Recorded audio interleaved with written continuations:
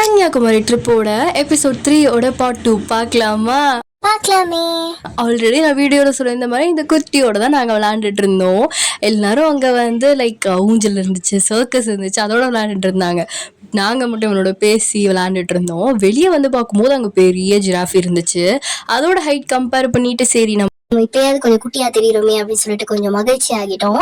ஏன்னா டால் கேர்ள்ஸ்க்குலாம் வந்து கண்டிப்பா இந்த ஒரு பிரச்சனை இருக்கும்ல, அது எனக்கும் இருக்கு. அண்ட் தென் வந்து இங்கே தண்ணியெல்லாம் பார்த்தோன்னே எனக்கு லைட்டாக மிரள ஆரம்பிச்சிருச்சு. ஏன் அப்படின்னு பார்த்தீங்கன்னா அடிக்கிற வெயிலுக்கு இது எவ்வளோ சூடாக இருக்க போகுதுன்னு தெரியலையேன்னு. பட் இதில் எனக்கு கால் நனைச்சே ஆகணுங்கிறதுக்காக கொஞ்சம் பில்டப் போட்டுட்டு போயிட்டேன்னா அதுக்கப்புறம் வந்து அங்கே போனதுக்கப்புறம் இப்படிலாம் திங்கிங் வர ஆரம்பிச்சிச்சு. பரவாயில்லன்னு சொல்லிட்டு கால் நனைச்சேன். ஆனால் அது அவ்வளோலாம் ஒன்றும் ஹீட்டாக இல்லை, நார்மல் டெம்பரேச்சரில் தான் இருந்துச்சு. அண்ட் இந்த ஒரு பிளேஸ் இருக்குது பார்த்தீங்களா, அப்படியே வந்து நடக்கும்போது அப்படியே தண்ணி பட்டு அது ஒரு மாதிரி அழகாக இருந்துச்சு. அந்த ஒரு ஃபீல் நல்லா இருந்துச்சு. அந்த வெயிலுக்கு நல்லா குளுன்னு இருந்துச்சுன்னே சொல்லலாம். நான் ரொம்ப சூடாக இருக்கும்னு நினச்சேன், ஆனால் அது வந்து குளுன்னு தான் இருந்துச்சு. அங்கே அந்த பூலாக இருந்துச்சு, அந்த பூலாக வந்து பறித்து பார்த்துட்டு இருந்தோம், அழகாக இருந்துச்சு.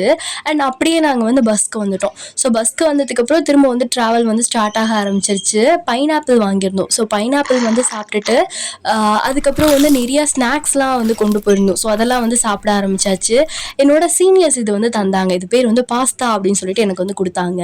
ஆனால் இது ரொம்ப அடிக்டிவாக இருக்கும் அப்படின்னு சொன்னதுனால நான் ஒரு 2 மட்டும் எடுத்துக்கிட்டேன். இதுக்கு மேலே போதும், இதுக்கு மேலே வந்து என்னால் முடியல அப்படின்னு சொல்லிட்டேன். பட் டேஸ்ட் சூப்பராக இருந்துச்சு. உண்மையிலே அடிக்ட் ஆயிரும் போல் அப்படி தான் இருந்துச்சு. அண்ட் தென் டாக் ஃபேண்டசி சாப்பிட்டுட்டு அப்படியே உள்ளுக்குள்ளே இருந்து ஒவ்வொன்றா எடுத்துகிட்டு இருந்தோம். கன்னியாகுமரிக்கு போயிட்டு பார்க்க வேண்டிய எவ்வளோ விஷயங்கள் இருக்குது, அதெல்லாம் அடுத்த எபிசோடில் இருக்குது. மறக்காமல் பாருங்கள். பாய் பாய்.